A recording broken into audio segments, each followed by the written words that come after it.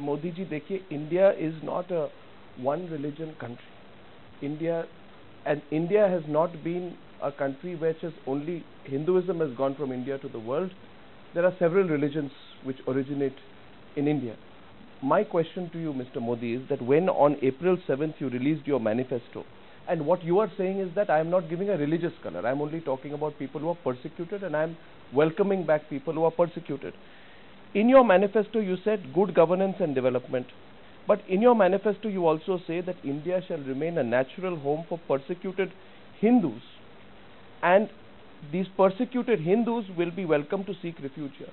My very simple question to you is, बहुत simple सवाल है, why only persecuted Hindus, Mr. Modi? Why not persecuted Buddhists? Why not persecuted Sikhs? Why not persecuted Jains?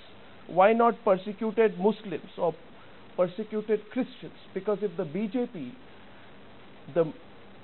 speaks the language of inclusion, then Mr. Modi, your manifesto should have said persecuted Sikhs, जो बोलते हैं सब, आप जो बोलते सब मैं मानने को तैयार हूँ. But it's not in your manifesto.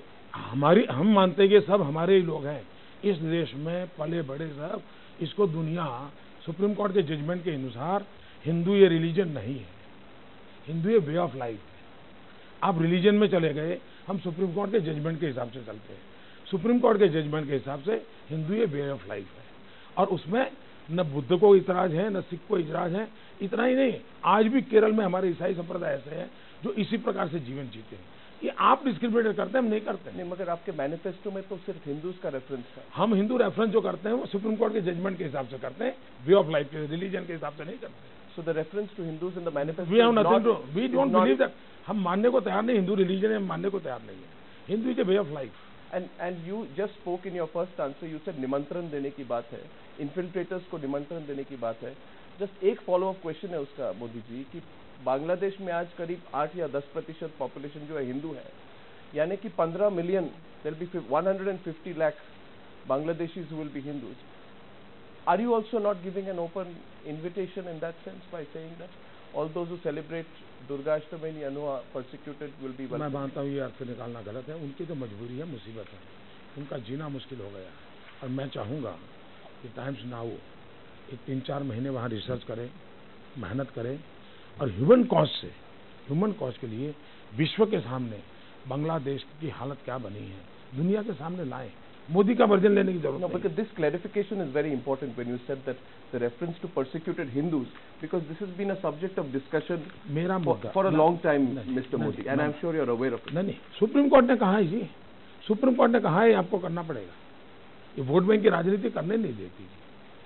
मैं तो ये, आप बांग्लादेश से सीमित हो जाते हैं तो मुश्किल होती है.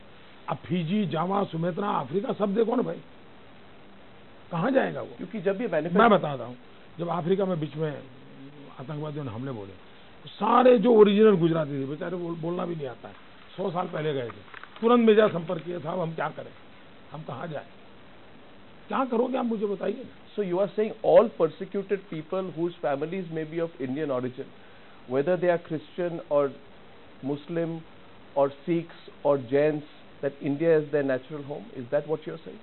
बिल्कुल स्वाभाविक है भाई, लेकिन इसका मतलब आप विभाजन के जोड़ में ना मत, वरना आप 1947 की घटना को भी जोड़ के कर दोगे. नहीं, तो ये खेल मत करना. नहीं, मैं बताता हूँ, मैं साफ बताता हूँ, मुझे कोई संकोच नहीं है, और मैं वोट बैंक की राजनीति के लिए उलझता नहीं हूँ जी. वोट आते हैं, सरकारें आती हैं, जाती है, जाने दीजिए. देश अजरामर होता है. दुनिया के किसी भी देश में रहने वाला व्यक्ति, जिसका पासपोर्ट का कलर कोई भी हो, खून का रंग अगर हमसे मिलता है, उसका हक बनता है हिंदुस्तान में.